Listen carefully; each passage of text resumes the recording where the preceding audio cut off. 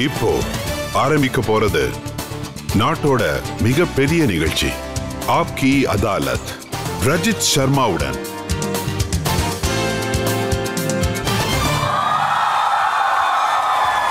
வணக்கம், உங்க எல்லாரையும் வரவேற்கிறேன். ஆப்கி அதாலத்தில் இன்னைக்கு என்னோட விருந்தினர் கவர்மெண்ட்டோட ரொம்ப ஆக்டிவான மினிஸ்டர்ஸில் ஒருத்தர். கவர்மெண்ட்டில் ஏதாவது பிரச்சனை வரும்போது, பார்ட்டியில் ஏதாவது பிரச்சனை வரும்போது அதையெல்லாம் பாதுகாக்கிறதுக்காக அதை டிஃபெண்ட் பண்ண முதல்ல இவர் தான் களத்தில் இறங்குவார். Please welcome union minister Piyush Goyal.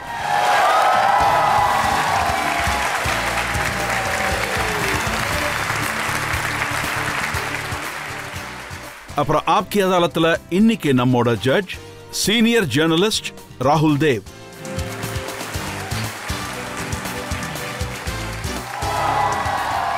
நாம இன்னைக்கான வழக்க ஆரம்பிக்கிறதுக்கு முன்னாடி, குற்றச்சாட்டுகளையும் கேள்விகளையும் ஆரம்பிக்கிறதுக்கு முன்னாடி, இன்னைக்கு வழக்க ஆரம்பிக்க இன்னைக்கான ஜட்ஜ் ராகுல் தேவ் கிட்ட அனுமதி கேட்போம். அனுமதி கொடுக்குறேன். குற்றச்சாட்டுகளை உங்க மேல சுமத்துறதுக்கு முன்னாடி, உங்ககிட்ட கேள்விகளை கேட்கறதுக்கு முன்னாடி பியூஷ் கோயலோட பொலிட்டிக்கல் கேரியரை ஒரு முறை நாம பார்ப்போம். இந்தியன் கவர்மெண்டோட சீனியர் மினிஸ்டர் பியூஷ் கோயல், மோடி ஆட்சியுடைய ப்ராப்ளம் சால்வர். பியூஷ் கோயலோட ரெஸ்பான்சிபிலிட்டி லிஸ்ட் ரொம்ப நீளமானது. Piyush Goyal commerce and industry மினிஸ்டரா இருக்காரு, consumer affairs, food and public டிஸ்ட்ரிபியூஷனுக்கும் மினிஸ்டரா இருக்காரு. அது மட்டும் இல்லாம டெக்ஸ்டைல் மினிஸ்ட்ரியையும் இவர் தான் பாத்துக்கிறாரு. பியூஷ் கோயல் ராஜ்யசபாயில லீடர் ஆஃப் தி ஹவுஸா இருக்காரு. கடந்த 9 வருஷங்கள்ல மோடி கவர்மெண்ட்ல பியூஷ் கோயல் ஃபைனான்ஸ் மினிஸ்டரா இருந்திருக்காரு, ரயில்வே அண்ட் கோல் மினிஸ்டராவும் இருந்திருக்காரு, பவர் மினிஸ்டராவும் இருந்திருக்காரு. பியூஷ் கோயல் கவர்மெண்டோட சேர்த்து பாரதிய ஜனதா பார்ட்டியோட ஆர்கனைசேஷன் வேலையிலையும் எப்பவும் ஆக்டிவா இருப்பாரு. பியூஷ் கோயல் 1984ல ஒரு சாதாரண காரியகர்த்தாவா தன்னோட அரசியல் வாழ்க்கையை ஆரம்பிச்சாரு. அவரோட இன்டெலிஜென்ஸ், ஹார்ட் ஒர்க், அப்புறம் டெடிகேஷனால பியூஷ் கோயல் 2010ல பிஜேபியோட நேஷனல் ட்ரெஷரர் மாதிரியான இம்பார்ட்டன்ட் பதவியில வந்து சேர்ந்தாரு. அரசியலுக்கு வரதுக்கு முன்னாடி பியூஷ் கோயலோட அகாடமிக் ரெக்கார்டும் ரொம்பவே பிரில்லியன்ட் ஆனது. சார்ட்டர்ட் அக்கவுண்டன்சில பியூஷ் கோயல் ஆல் இந்தியா லெவல்ல செகண்ட் ரேங்க் ஹோல்டர். மும்பை யூனிவர்சிட்டியில இருந்து லால செகண்ட் ரேங்க் ஹோல்டரா இருந்திருக்காரு. அரசியலுக்கு வரதுக்கு முன்னாடி பியூஷ் கோயல் ரொம்ப பாப்புலரான இன்வெஸ்ட்மெண்ட் பேங்கரா இருந்தாரு. பியூஷ் கோயல் டாப் கார்பரேட்ஸோட அட்வைசரா இருந்தாரு. மேனேஜ்மெண்ட் ஸ்ட்ராட்டஜி, அதோட growthோட எக்ஸ்பர்ட்டா இருக்காரு.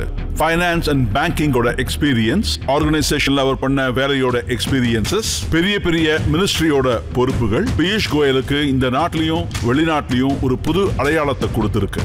ஆப்கி அதாலத்துல பியூஷ் கோயல் அவர் வழக்க அவரே வாதாட போறாரு. வாங்க இன்னைக்கான வழக்க ஆரம்பிப்போம். பியூஷ் கோயல் மேல போடப்பட்ட முதல் குற்றச்சாட்டு அது என்னன்னு பார்ப்போம். ஆப்கி அதாலத்துல பியூஷ் கோயல் மேல சுமத்தப்பட்ட முதல் குற்றச்சாட்டு என்னன்னா, இவர் வாரிசு அரசியலோட சிம்பல். கோயல் சார், பிஜேபி திரும்ப திரும்ப நாங்க வாரிசு அரசியலுக்கு எதிரானவங்கன்னு சொல்றாங்க. ஆனா உங்க அம்மா 3 முறை தேர்தலில் நின்று இருக்காங்க, எம்எல்ஏவாலாம் இருந்திருக்காங்க. உங்க அப்பா பிஜேபியோட ட்ரெஷரரா இருந்திருக்காரு, ராஜ்யசபா மெம்பரா இருந்திருக்காரு, அடல்ஜியோட கவர்மெண்ட்ல அவர் ஒரு மினிஸ்டரா இருந்திருக்காரு. இதுக்கு பேரு வாரிசு அரசியல் இல்லாம வேற என்ன? ரஜத் சார், வாரிசு அரசியல்ன்றது எப்படி இருக்கும்னா, ஒரு நபர் எதுவும் பண்ணாம நேரடியா போய் பதவியில உக்காந்துப்பான். நான் 2008 வரைக்கும் நான் மகாராஷ்டிராவோட சாதாரண, அதாவது மும்பையோட காரியகர்த்தாவா இருந்திருக்கேன். போஸ்டர் ஒட்டி டோர் டு டோர் கேம்பெயினிங் பண்ணுவேன். எங்க அம்மா வீட்லயே பசைய செய்வாங்க. ஏன்னா அப்பெல்லாம் போஸ்டர் ஒட்டுறதுக்காக க்ளூ வாங்குறது கூட எங்ககிட்ட பணம் இருக்காது. அதனால வீட்லயே பசைய செய்வோம். அதனால ராத்திரியில போஸ்டர்லாம் ஒட்டுவோம். என்னோட ஹேண்ட் ரைட்டிங் அவ்வளவு நல்லா இருக்காது. ஸோ வால் லைட்டிங் சூப்பர்வைஸ் பண்ணுவாங்க. அங்கிருந்து இங்கே கஷ்டங்கள் ஆரம்பிச்சது. எனக்கு எங்க அம்மாவோ இல்லை அப்பாவோ இல்லை குடும்பத்தோட எந்த நபரோ என்ன ஒன்றும் நேரடியா போய் பதவியில உட்கார. நான் என்ன கேள்விப்பட்டேன்னா, 2008ல நீங்க உங்க அப்பா கிட்ட போய், அப்பா உங்க ராஜ்யசபா சீட்டை எனக்கு கொடுத்துருங்கன்னு கேட்டீங்களாமே?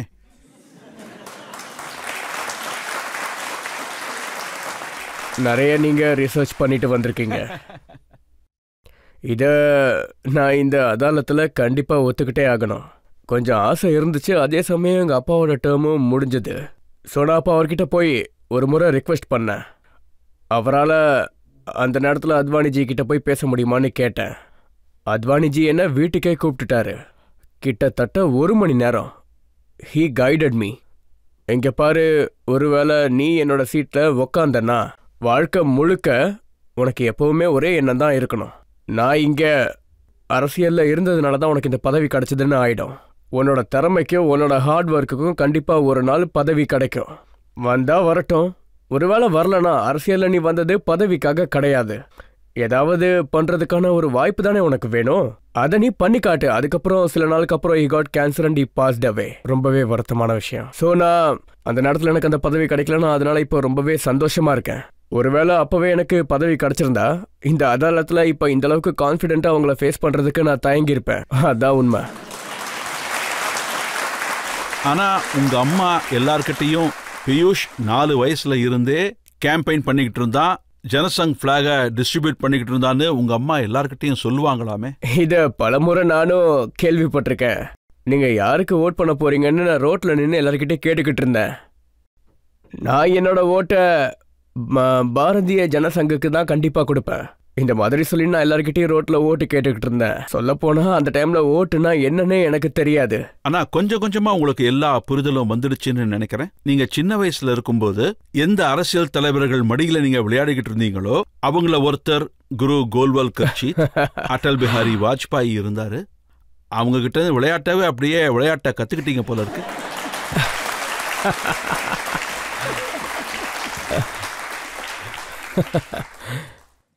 அதை கண்டிப்பா என்னோட அதிர்ஷ்டம்னு தான் சொல்லுவேன்.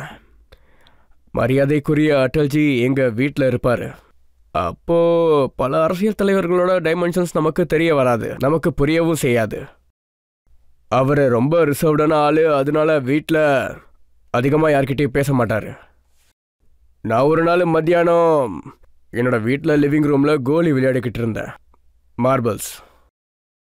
அவர் எப்போ அங்கே வந்தாருன்னு எனக்கே தெரியாது. அவர் அப்போ அந்த தோத்தியெல்லாம் போட்டுக்கிட்டு அங்கே உக்காந்துக்கிட்டு அங்கேருந்து ஒரு சேரில் வந்து உக்காந்துக்கிட்டாரு. He saw me fail. அப்போ நான் 2 அடி முன்னாடி இருந்த மார்பிளையே என்னால் அடிக்க முடியல.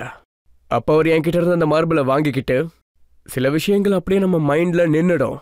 அவர் இந்த விரலை யூஸ் பண்ணி அந்த மார்பிளை இந்த மாதிரி இந்த விரலால் 8 அடி தூரத்தில் இருந்த மார்பிளை அடித்தார். அன்னையிலேருந்து நான் அவரோட ஃபேன் ஆகிட்டேன்னு நினைக்கிறேன். சின்ன சின்ன விஷயங்கள் பலமுறை பெரிய பெரிய விஷயங்களை நமக்கு கற்றுக் கொடுக்கும். எங்கள் வீட்டுக்கு பெரிய பெரிய தலைவர்கள் வருவாங்க. ஆனால் காரியகர்த்தாவாக இருக்கட்டும் இல்லை தலைவராக இருக்கட்டும், எல்லாரும் ஒன்றா சேர்ந்து தான் சாப்பிடுவோம், ஒன்றா தான் உட்காருவோம், ஒன்றா தான் நாங்கள் இருப்போம். என்னோட லைஃப்பில் கிடைச்ச அந்த ஏர்லி லெசன்ஸ் அதை இன்னைக்கு நம்மளோட பிரதமர் அவர்கள் கௌரவத்துக்குரிய மோடிஜி ஆக்ஷனில் கொண்டு வந்துக்கிட்டு இருக்காரு. அவர் அந்த வழக்கங்களை சமூகத்தில் நாட்டோட அரசியல்லையும் இறக்குறாரு. அதை பார்த்தப்ப நானும் இன்ஸ்பயர் ஆகுறேன் ரொம்பவே. அடல்ஜி ஒரு முறை உங்களை அவர் கூட ஃப்ளைட்ல கூட்டிக்கிட்டு போனாராமே, அப்படியே 2-3 நாளைக்கு சுத்தி காட்டினாராமே. நான் அப்போ ஸ்டூடெண்ட்டாக இருந்தேன், ஸ்கூலிங்ஸ் படிச்சுட்டு இருந்தேன்.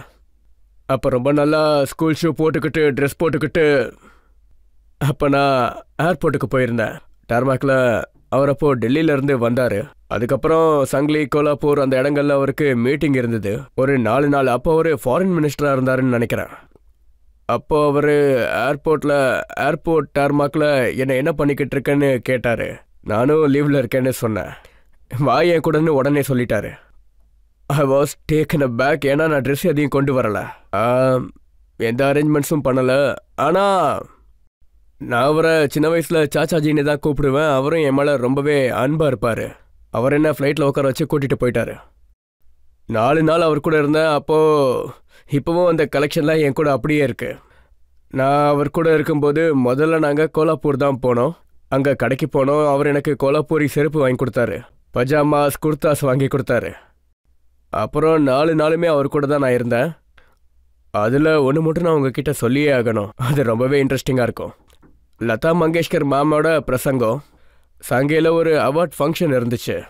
அந்த நேரம் அடல்ஜி கிட்டத்தட்ட 1 மணி நேரம் ஸ்பீச் கொடுத்துக்கிட்டே இருந்தாரு. அந்த முழு 1 மணி நேர ஸ்பீச்சும் முழுக்க முழுக்க அரசியலே இல்லாம இந்தியாவோட கலாச்சாரத்தை பத்தி, இந்தியாவோட கலையை பத்தி, இந்தியாவோட மியூசிக்கை பத்தி, இந்தியாவோட பாரம்பரியத்தை பத்தி 1 மணி நேரம் அவர் ஸ்பீச் கொடுத்துக்கிட்டே இருந்தாரு. அவர் கொடுத்த அந்த ஸ்பீச்சை என்னால எப்பவுமே மறக்க முடியாது. இப்போ இன்னைக்கு 100வது மன் கி பாத் அப்படிங்கிற ப்ரோக்ராம், பிரதமர் மோடிஜியோட ப்ரோக்ராம பார்த்துக்கிட்டு இருந்தேன். அப்ப எனக்கு அந்த விஷயம்தான் ஞாபகத்துக்கு வந்துச்சு. நம்மளோட பிரதமர் மோடிஜி 100 மாதங்களுக்கு ஒவ்வொரு மாசமும் மக்கள் முன்னிலையில பேசிக்கிட்டு இருக்காரு. உண்மையாவே பார்த்தோம்னா அது மக்கள் மனசுல இருக்க விஷயங்கள், அதுதான் அவரு மக்களுக்கு இடையில நின்று பேசிக்கிட்டு இருக்காரு. அந்த 100 எபிசோட்ல ஒரு முறை கூட மோடிஜி அரசியலை பத்தின எந்த விதமான விஷயங்களையும் இந்த மன் கி பாத் அப்படிங்கிற ப்ரோக்ராம்ல இருந்து எடுக்கல. இது ஒன்றும் சின்ன விஷயம் கிடையாது. உங்களை சார்ட்டர்ட் அக்கௌண்டன்சி படிக்க வச்சது ரொம்ப நல்ல விஷயம். நீங்க அதுல நம்பர் 2 ரேங்க் வாங்கியிருக்கீங்க. நீங்க லா பண்ணிருக்கீங்க. இவ்வளோ படிச்சு நீங்க எதுக்காக நாம அரசியலுக்கு வரணும், இங்க நமக்கு என்ன வேலைன்னு யோசிச்சதே இல்லையா? ஆன் த கான்ட்ரரி, எனக்கு தெரிஞ்ச வரைக்கும் ஒருவேளை நீங்க பிரதமர் மோடிஜியோட ஓவரால் கேபினட்டை பார்த்தீங்கன்னா, அவர் வேலை செய்யற விதத்தை பார்த்தீங்கன்னா, இது உண்மையாவே ஒரு விதத்துல பார்த்தீங்கன்னா இது என்னோட அடையாளம்னே நான் சொல்லுவேன். அதனாலதான் பாரதிய ஜனதா பார்ட்டியோட தலைமை பொறுப்புல இருக்கிறவங்க, பிரதமர் மோடிஜியா இருக்கட்டும், இல்லைனா கௌரவத்துக்குரிய அமித்ஷாஜி இல்ல ராஜ்நாத்ஜி, எல்லாருமே ஒரு விதத்துல நாட்டோட சேவையில புது டெக்னாலஜியை எப்படி யூஸ் பண்ணணும், டிஜிட்டல் உலகத்தோட பலன்களை ரெகுலர் வேலைகள்ல நம்மளோட எப்படி கொண்டு வரணும்னு, உலகம் முழுக்க இருக்க ரொம்ப மாடர்னைஸ்டான விஷயங்கள் சீக்கிரமா வரணும்னு போராடுறாங்க.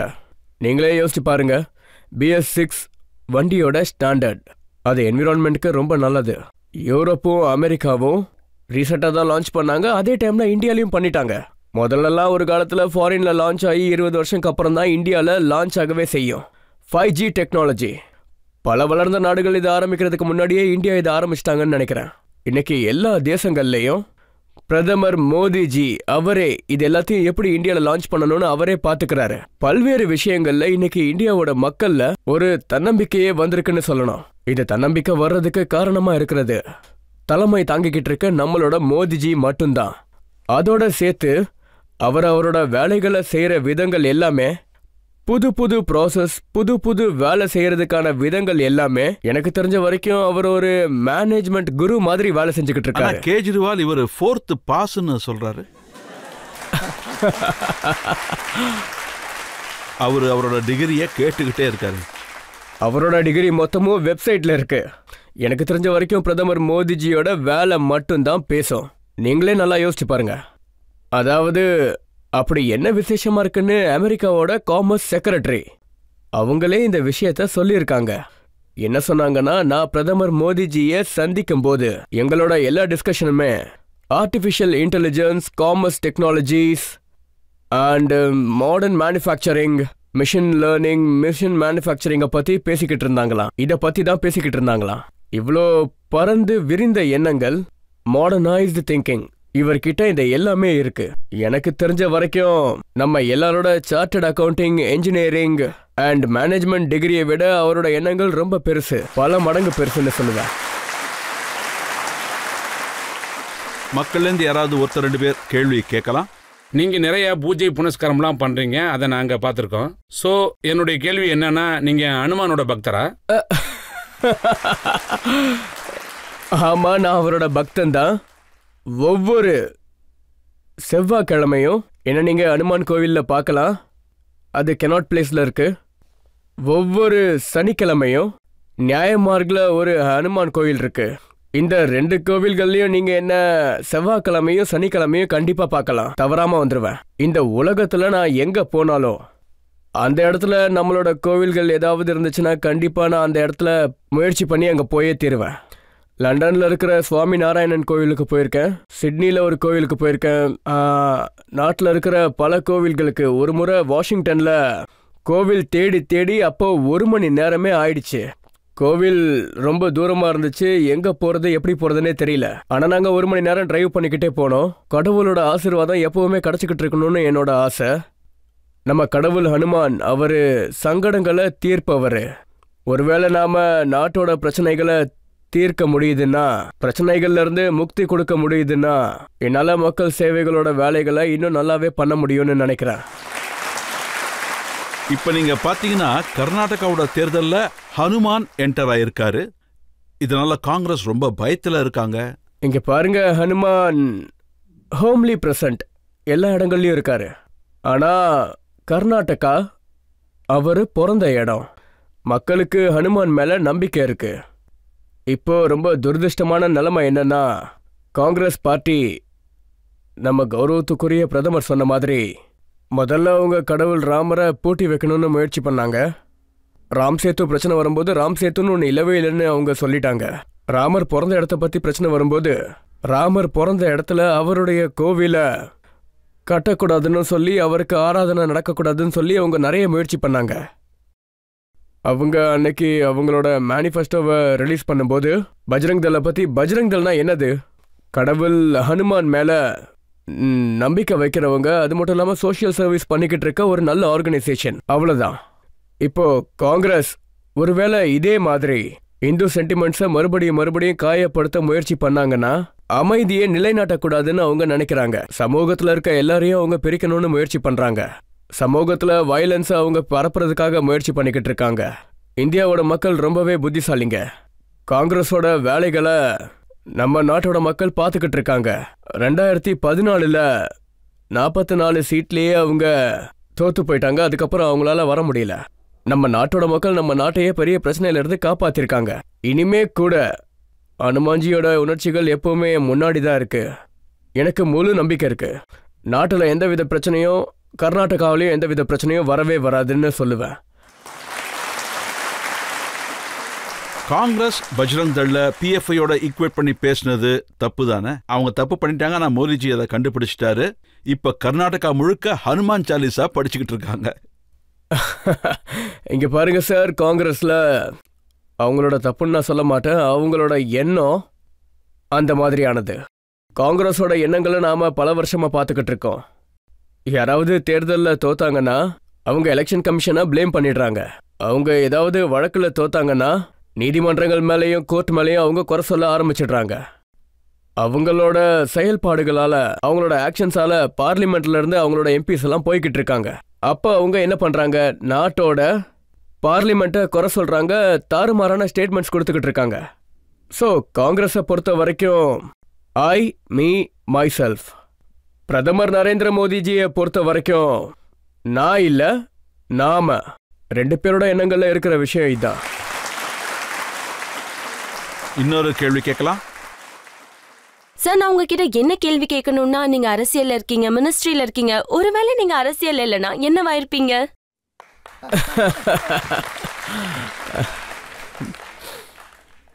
இப்ப பாருங்க, ஒரு வழியில பார்த்தோம்னா, ஒருவேளை நான் என்னோட வரலாற்றுக்கு திரும்ப போனேன்னா, 1988 என்னோட சிஏ என்னோட லா 2மே முடிஞ்சுது. 57 நான் 2மே பண்ணேன்.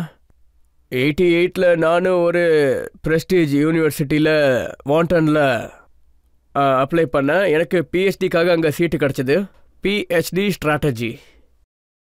அப்போ அந்த நேரத்தில் என்னோட சில வேலைகளால் அப்போ அங்கே சில புது ஃபேக்ட்ரிஸை கட்டினாங்க. புது ஃபேக்ட்ரிஸ் உருவாச்சு. ஸ்மால் ஸ்கேல் இண்டஸ்ட்ரீஸில் நாங்கள் ஆரம்பித்தோம். இப்போவும் எனக்கு ஞாபகம் இருக்கு, நான் படிக்கும்போதே ஒரு சின்ன ஃபேக்ட்ரியவும் நான் ஆரம்பிச்சிருந்தேன். அதோட விலை 19,80,000 ரூபாய். இதுதான் அந்த ப்ராஜெக்டோட முழு காஸ்ட். அதுவும் எங்கள் அப்பாவோட பென்ஷன்லேருந்து காசு வந்துச்சு. ஒரு ப்ராவிடென்ட் ஃபண்ட் கிடச்சிது, பென்ஷனை கம்யூட் பண்ணாங்க, ஒரு லிவிங் கேஷ் கிடச்சிது. அது என்னோட கேபிட்டலாக இருந்துச்சு. அதுக்கப்புறம் நான் அந்த ஃபேக்ட்ரி நடத்தினேன். அதுக்கப்புறம் அதில் சில பிரச்சனைகள் வந்ததால் என்னால் அங்கே போக முடியல. ஒருவேளை நான் அங்கே போயிருந்தேன்னா, படிச்சிருந்தேன்னா, நான் ஒருவேளை ப்ரொஃபஸராக இருக்க வாய்ப்பு இருக்கு. ஒருவேளை நீங்க இன்னும் இன்வெஸ்ட்மெண்ட் பேங்கரா இருந்திருந்தீங்கன்னா கோடியா சம்பாதிச்சிருப்பீங்க. இங்க பாருங்க, நீங்க சொல்றது உண்மைதான். ஒரு இன்வெஸ்டர் பேங்கரா நான் நல்லாவே சம்பாதிச்சேன், நிறையவே வெற்றி கிடைச்சது. ஆனா எனக்கு தெரிஞ்ச வரைக்கும் அதுதான் இன்னைக்கோட என்னோட பெரிய பலம்னு சொல்லுவேன். ஏன்னா என்னோட குடும்பத்தோட செலவு, நான் தான் வீட்டை பார்த்துக்கணும், என் பசங்களோட படிப்பு, அண்ட் எனக்கு எந்த விதமான கவலையும் இல்லை, ஏன்னா என்கிட்ட கேபிட்டல் நல்லாவே இருக்கு. 2010 இருந்து நான் டொமைனில் இருக்கேன் அண்ட் பார்லிமெண்ட் மெம்பரான பல வருஷங்களுக்கு முழுக்க நான் இதுலேயே கான்சென்ட்ரேட் பண்ணிட்டு இருந்தேன்னே சொல்லணும். அதோட சேர்த்து அரசியல் தேவைகள் வரும்போது, தேர்தல் வரும்போது, மீட்டிங் நடக்கும்போது இந்த வேலைகளையும் சேர்த்து பார்த்துக்கிட்டேன்.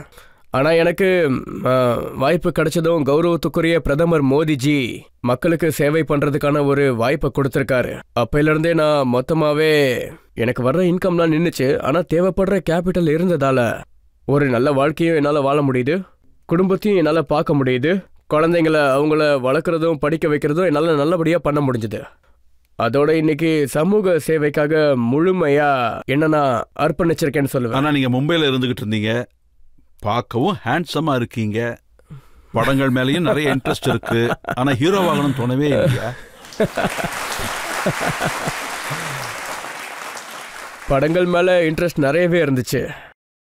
அதோட சந்தோஷமான விஷயம் என்னன்னா, நான் 3 Idiots மாதிரி கிடையாது. எப்பவுமே தப்பான ப்ரொஃபஷனுக்கு போகவே மாட்டேன். எனக்கு ஆக்டிங்கோட ஏபிசிடியே தெரியாது. என்னோட டைலாக் டெலிவரி ரொம்பவே மோசமாக இருக்கும். என்னோட தொண்டையிலையும் எனக்கு பிரச்சனை இருக்கு. அதனால தவறுதலாவும் படங்களில் நடிக்கணும்னு எனக்கு ஆசையே இல்லை. அதுக்கான கனவும் காணலை, அதுக்கான முயற்சியும் பண்ண மாட்டேன். இப்போ நான் எந்த வேலையில் இருக்கனோ அந்த வேலையில் நான் ரொம்பவே சந்தோஷமா இருக்கேன்னு சொல்லுவேன்.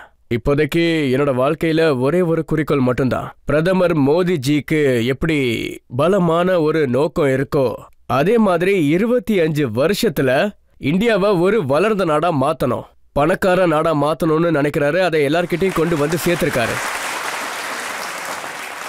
இப்போ நாம் ஒரு சின்ன பிரேக் எடுத்துக்கலாம். இந்த பிரேக் முடிஞ்சதுக்கு அப்புறம் நாம பியூஷ் கோயலோட கேள்விகளையும் வழக்கையும் தொடருவோம். இங்கே இருங்க. அவரை பொறுத்த வரைக்கும் சாப்பாடோ இல்லைனா வாழ்க்கையோ சாப்பிட்றதுக்காக மட்டும் கிடையாது. நம்மள பல பேர் எப்பவுமே இந்த விஷயத்துல பாத்தீங்கன்னா என்ன நானே குற்றவாளின்னு சொல்லிப்பேன். மும்பை போய் பாவ் பஜ்ஜி சாப்பிடலன்னா சந்தோஷமே கிடைக்காது.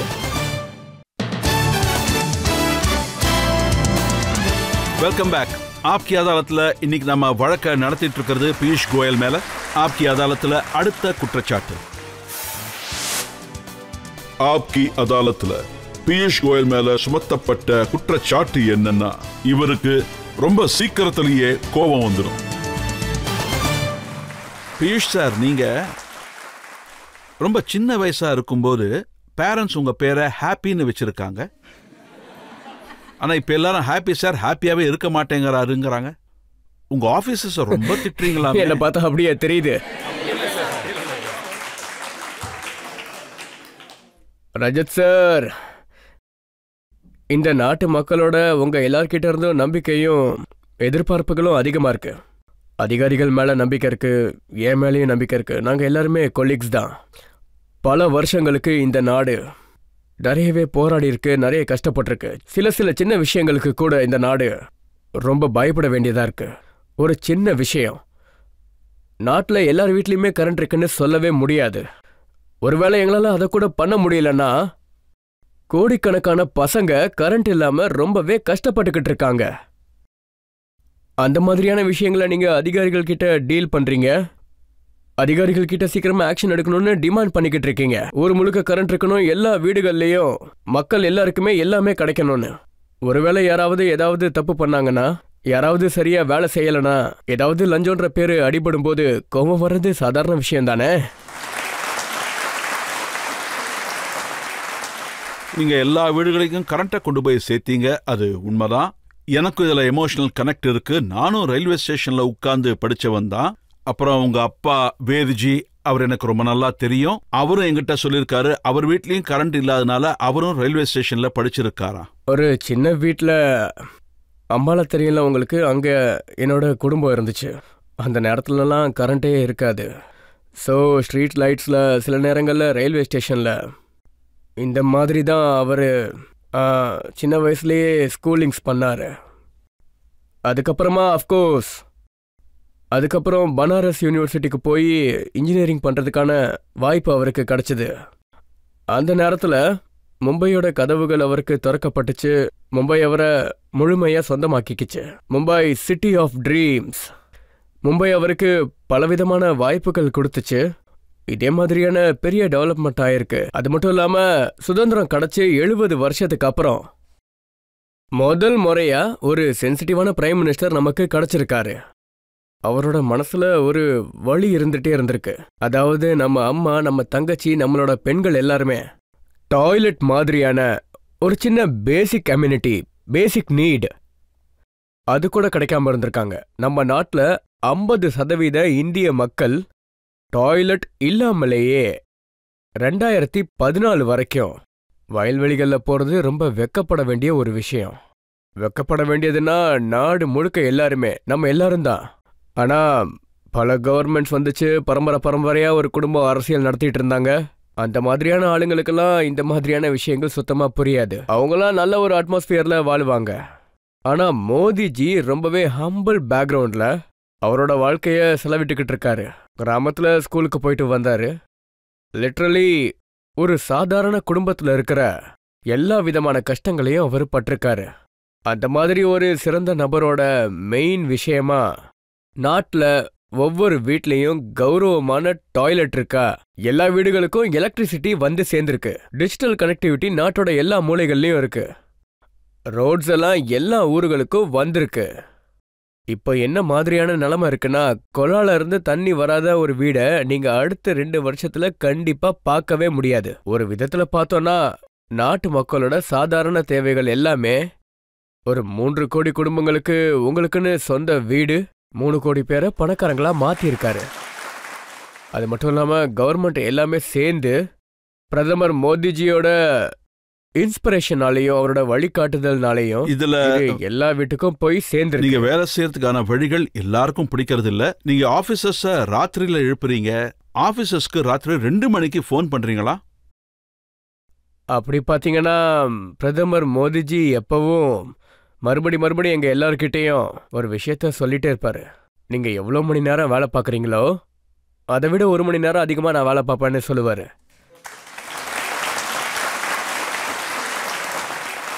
நேரம் பாத்தீங்கன்னா கம்மியா இருக்கு, வேலை ரொம்ப அதிகமா இருக்கு, நாட்டோட நம்பிக்கை அதிகமா இருக்கு, நம்ம எல்லார் மேலேயும் மக்கள் நம்பிக்கை வச்சிட்டு இருக்காங்க.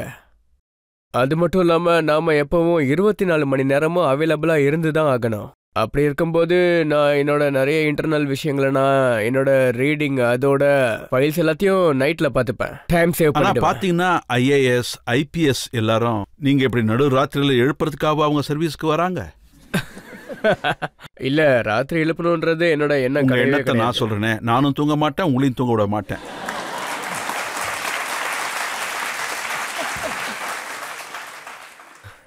ஒரு பெரிய குற்றச்சாட்டு ரஜத் சார். எனக்கு தெரிஞ்ச வரைக்கும் இன்னைக்கு நம்ம கவர்மெண்ட்ல வேலை பார்க்குற எல்லாருமே அவங்க மனசுல எல்லாமே இந்த விஷயம் இருக்கணும். எங்களோட ஆஃபீஸர்ஸோ இல்லை எங்களோட கவர்மெண்ட் எம்ப்ளாயீஸ் எல்லாரும் இந்த புது கல்ச்சரோட சேர்ந்து இந்த புது எண்ணத்தோட அவங்களும் தயாராகிட்டு இருக்காங்க. அவங்க எல்லாருக்கும் மக்களுக்கு கொண்டு போய் சேர்க்கணுன்ற எண்ணம் இருக்கு. அல்டிமேட்லி கவர்மெண்டோட எண்ணத்தாலேயோ இல்லை ஸ்லோகன்ஸாலேயோ நடக்காது. அந்த காலம்லாம் மாறி போச்சு. காங்கிரஸ் இருந்த நேரத்தில் ஒரு தேர்தல் நடக்கும்போது அனௌன்ஸ்மெண்ட் பண்ணுவாங்க, இப்போ இந்த ஏரியாவில் ரயில்வே சர்வே நடக்க போகுதுன்னு சொல்லுவாங்க. அதுக்கப்புறம் இன்னொரு தேர்தல் வரும்போது அதுக்கப்புறமா ஞாபகம் வந்து சொல்லுவாங்க எதுவுமே நடக்கலன்னு. அது மட்டும் இல்லாமல் இந்த ப்ராஜெக்டும் அப்ரூவ் ஆக போகுதுன்னு சொல்லுவாங்க. மறுபடியும் 5 வருஷத்துக்கு அப்புறம் கொஞ்சமா ஒரு பட்ஜெட் கொடுப்பாங்க. இப்படி பண்ணி பல வருஷங்களுக்கு பல ப்ராஜெக்ட்ஸ் அப்படியே இருக்கும், எந்த மாற்றமும் இல்லாமல் அப்படியே இருக்கும். பிரதமர் மோடிஜி என்ன மாதிரியான ஒரு பிரதமர்னா, அவர் என்ன அனௌன்ஸ் பண்றாரோ அதை முழுமையா பார்த்து நல்லா யோசிச்சு பிளான் பண்ணி தான் அதை பண்ணுவாரு. இன்னைக்கு பாத்தீங்கன்னா PM கதி ப்ரோக்ராம் ரொம்பவே மாடர்னைஸ்டான ஒரு ப்ரோக்ராம். அது அவர் ஒரு புது வழியை கண்டுபிடிச்சிருக்காரு. அது மூலியமா நம்மளோட இன்ஃப்ராஸ்ட்ரக்சர் ப்ராஜெக்ட்ஸ் ரொம்ப ஸ்பீடா ரொம்ப நல்ல வழியில ரொம்பவே எஃபெக்டிவ்லி இம்ப்ளிமெண்ட் ஆகும், பிளான்ஸ் நடக்கும். அப்பெல்லாம் ரயில்வே சர்வே எடுக்க 2-3 வருஷமாவது ஆகும். இப்போ 1 வாரம் இல்ல 2 வாரத்திலேயே முடிஞ்சிடுது. ரோடோட ப்ராஜெக்ட்ஸ் ரொம்ப நல்ல விதத்துல பிளானிங் நடந்துட்டு இருக்கு. நடுவுல எந்த ஃபாரஸ்டோ இல்ல எந்த வைல்ட் லைஃப் சாங்சுரியோ வர்றதில்ல, அதனால எந்த வேலையும் நிக்கிறதில்ல. இன்னைக்கு நம்ம இந்த மாதிரி தான் வேலை பார்த்துக்கிட்டு இருக்கோம். இந்த மாதிரி வேலைகள்ல நம்ம ராப்பகலா வேலை பார்த்தே ஆகணும். ஆபீசர்ஸும் இதுல நம்ம கூட சப்போர்ட்டிவா இருந்தே ஆகணும். பியூஷ் சார், நீங்க 9 வருஷமா மோடிஜி கூட வேலை செய்யறீங்க, அவர் கேபினெட்ல மினிஸ்டரா இருக்கீங்க. அவருக்குள்ள எப்படி இந்த அளவுக்கு எனர்ஜி இருக்குன்னு உங்களுக்கு தெரிஞ்சிருக்கும் இல்லையா? அந்த எனர்ஜி அவரோட சென்சிட்டிவ் கேரக்டர்ல ஒரு பாகம். அவர் ரொம்பவே டிசிப்ளின்ட் ஆனவர். ஒவ்வொரு ப்ராஜெக்ட்லயும் ஒவ்வொரு ப்ரோக்ராம்லயும் லான்ச் பண்ற எல்லா ப்ராஜெக்டையும் நல்லா யோசிச்சு எப்படி பண்ணணும், எவ்வளோ நேரத்துல இதை பண்ணணும், எப்படி நாம பொறுப்புகளை எல்லார்கிட்டையும் பிரிச்சு கொடுக்கணும், அதுக்கப்புறம் சூப்பர்வைஸ் பண்றது. உங்களுக்கெல்லாம் ஒரு உதாரணத்தோட வேலை பார்க்கறதுக்கான ஒரு ஸ்டைலை சொல்றேன். கவர்மெண்ட் வாங்குதுன்னா, இல்ல கவர்மெண்ட்ல இருந்து யாராவது ஒரு பென்னோ பென்சிலோ வாங்குறாங்கன்னா கூட, இல்லனா நான் என்ன சர்வீஸ் யூஸ் பண்ணிக்கிட்டா கூட, ஒவ்வொரு போர்ட்டலுக்கும் ஒரு ஜெம் போர்ட்டலை மரியாதைக்குரிய பிரதமர் சார் கான்செப்சுவலைஸ் பண்ணிருக்காரு. முழுமையா இதுக்காக ஒரு ப்ராசஸ் நடந்துகிட்டே இருக்கு. கவர்மெண்ட் மார்க்கெட் பிளேஸ், அத ஜெம்னு சொல்லுவாங்க. ஜெம் ப்ராசஸ கொண்டு வந்திருக்காரு. இப்பதான் அது முடிஞ்சது. அது மட்டும் இல்லாம அதுல 2 லட்சம் கோடி அதுல ஜெம் மூலியமா கவர்மெண்ட் வாங்கியிருக்காங்க. ஒரு எஜுகேஷனல் இன்ஸ்டிடியூஷனின் படி 40,000 கோடி ரூபாய் கவர்மெண்டோட கசானால இருந்து, ஒரு விதமா சொல்லணும்னா மக்களோட காசு, அது ஜெம் மூலியமா அந்த காசை சேமிக்க முடியுதுன்னு சொல்லுவேன். நீங்க உலகம் முழுக்க இன்டர்நேஷனல் லீடர்ஸை சந்திக்கிறீங்க, ஒரு மினிஸ்டரா ஹெட் ஆஃப் ஸ்டேட்ஸை சந்திக்கிறீங்க. அவங்க எல்லாரும் மோடிஜி என்னதான் சாப்பிட்றாருன்னு கேட்க மாட்டாங்களா? அவரு சாப்பாட வெறும் வாழ்றதுக்காக மட்டும்தான் சாப்பிட்றாரு. அவரை பொறுத்த வரைக்கும் சாப்பாடோ இல்லனா வாழ்க்கையோ சாப்பிட்றதுக்காக மட்டும் கிடையாது. நம்மள பல பேர் எப்பவுமே இந்த விஷயத்துல பாத்தீங்கன்னா என்ன நானே குற்றவாளின்னு சொல்லிப்பேன். மும்பை போய் பாவ் பஜ்ஜி சாப்பிடலன்னா சந்தோஷமே கிடைக்காது. நம்ம எல்லாரையும் பொறுத்த வரைக்கும் சாப்பாடோட டேஸ்ட்ல மட்டும்தான் நம்ம என்ஜாய் பண்ணிட்டு இருக்கோம். நம்மளோட பிரதமர் எவ்வளோ மினிமமா சாப்பிட முடியுமோ, எவ்வளோ தேவையோ அதை பிராக்டிஸ் பண்ணிக்கிட்டாரு. உங்களுக்கே நல்லா தெரியும், நவராத்திரி நாட்கள்ல அவரு வெறும் தண்ணி மட்டும் குடிச்சிட்டு 9 நாட்கள் இருப்பாரு. ஸோ அவரோட இந்த நம்பிக்கை, அவரோட இந்த பலமான பர்பஸ், நம்மளோட உயிரை முழுக்க முழுக்க சமூகத்துக்காக அர்ப்பணிக்கணும்னு நினைக்கிறாரு. இதுதான் அவரோட எனர்ஜியோட மிகப்பெரிய ரகசியம். உங்களுக்கு அப்பப்போ கோபம் வரும், ஆஃபீஸர்ஸை திட்டுறீங்க. அதே மாதிரி மோடிஜிக்கு கோபம் வருமா? உங்களை திட்டுவாரா? நீங்க இதை கேட்டீங்கன்னா ஆச்சரியப்படுவீங்க. இது வரைக்கும் அவரு என்னை எப்பவுமே திட்டினதே கிடையாது. ஆனா பல முறை நீ திட்டுறதை நிறுத்துன்னு அவர் எனக்கு அட்வைஸ் பண்ணியிருக்காரு. பிரதமர் மோடிஜி அவரோட விஷயத்துல திட்டுறதுன்ற பழக்கமே கிடையாது. அவரு புரிய வைக்கிறதுல மட்டும்தான் நம்புவாரு. அது மட்டும் இல்லாம அவர் கூட நீங்க எப்பயாவது பேசுனீங்கன்னா, எப்பயாவது பிரசன்டேஷன் கொடுத்தீங்கன்னா, மீட்டிங் இல்லனா எப்பயாவது கான்வர்சேஷன் நடக்கும்போது, அதுல நம்மளோட பிரதமர் ரொம்ப கம்மியா தான் பேசுவாரு. 5 நிமிஷம், 7 நிமிஷம், 10 நிமிஷம்னு தான் பேசுவாரு. 1 மணி நேரம்லாம் அவர் பேசவே மாட்டாரு. விஷயம் என்னன்னா, அவர் முன்னாடி யாரும் பேச மாட்டாங்க, ஆனா அவர் பேசுவாருன்னு சொல்றாங்க.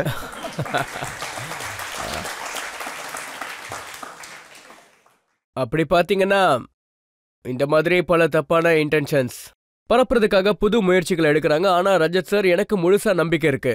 ஆனா நம்ம நாட்டோட மக்களுக்கு அவர் மேல எந்த ஒரு சந்தேகமும் இல்ல. யாரோட மனசுலயும் அவர் மேல சந்தேகம்ன்றது இல்லவே இல்லை.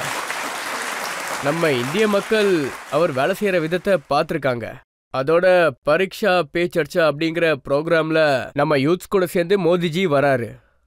அவரு வேறு வேறான ஃபோரம்ல நம்ம பிரதமர் சார் நிறைய அத்லீட்ஸை போய் பார்க்கறாரு. அப்புறம் ஸ்டார்ட் அப் ஆண்டர்பிரனர்ஸை பார்க்கறாரு. அப்புறம் புது இனோவேட்டர்ஸை பார்க்கறாரு. நம்மளோட புது இண்டஸ்ட்ரீஸை பார்க்கறாரு. நம்ம விவசாயிகள் கூட போய் பேசுறாரு. அவங்க எல்லாரோட எக்ஸ்பீரியன்ஸ் என்னன்னா, பிரதமர் Modi ji is a good listener. அவர் புது புது ஐடியாஸை வரவேற்றுக்கிட்டு இருக்காரு. அது மட்டும் இல்லாம அவரோட ஐடியாஸை யார் மேலேயும் திணிக்க மாட்டாரு. இதை பத்தி நீங்க என்ன நினைக்கிறீங்கன்னு அவரு கேட்பாரு. உங்களோட ஸ்ட்ராட்டஜி என்னன்னு அவரு கேட்பாரு. அப்படின்னா இந்த மாதிரியும் கொஞ்சம் யோசிச்சு பாருங்கன்னு அவரு சொல்லுவாரு. ஒரு ப்ரோக்ராம் மூலியமா யாருக்கிட்டையும் அவரு திணிக்க மாட்டாரு. உங்களை ரொம்ப என்கரேஜ் பண்ணுவாரு. நீங்களும் உங்களோட மைண்டை ஓவர் டைம் ஓட்டுங்கன்னு அவரு சொல்லுவாரு. சரி பியூஷ் சார், நீங்க மோடிஜி பத்தி சொல்றீங்க, அது வேற விஷயம். ஆனா நம்ம எதிர்க்கட்சி தலைவர்கள் அவரை பத்தி என்ன சொல்றாங்கன்னு எங்கிட்ட சில குற்றச்சாட்டுகள் இருக்கு. நாம ஒரு பிரேக் எடுத்துக்கலாம். பிரேக்குக்கு அப்புறம் குற்றச்சாட்டுகளையும் வழக்கையும் நாம இவர் கூட தொடருவோம். பியூஷ் சார், பிரியங்கா காந்தி கர்நாடகால இப்ப கேம்பெயின் பண்ணிக்கிட்டு இருக்காங்க. அவங்க என்ன சொல்லிருக்காங்கன்னா, நாட்டுல பலவிதமான திருடர்கள் இருக்காங்க. சிலர் கடைகள்ல திருடுவாங்க, சிலர் வீடுகள்ல திருடுவாங்க. ஆனா பிஜேபியில் இருக்கிற தலைவர்கள் மாதிரியான ஆளுங்க அரசாங்கத்தையே திருடுறாங்கன்னு சொல்றாங்க.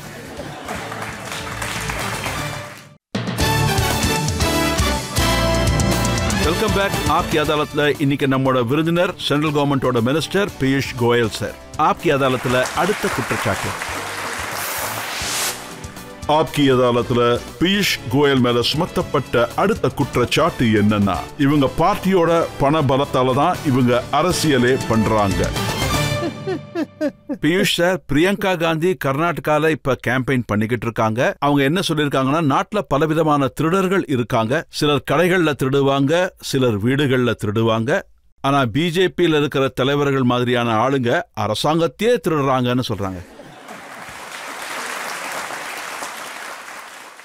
சார், எனக்கு தெரிஞ்ச வரைக்கும் இந்தியால கொள்ளையர்களோட எண்ணிக்கை ரொம்பவே கம்மியா இருக்கு. உண்மையானவங்களோட எண்ணிக்கை ரொம்பவே அதிகமா இருக்கு. ஒருவேளை பிரியங்கா காந்திக்கு அவங்களோட காங்கிரஸ் பார்ட்டிலேயே யாராவது கொள்ளை அடிச்சிருப்பாங்க. அந்த அனுபவத்தால தான் அவங்க இப்படிலாம் சொல்லிட்டு இருக்காங்க போல இருக்கு. அதோட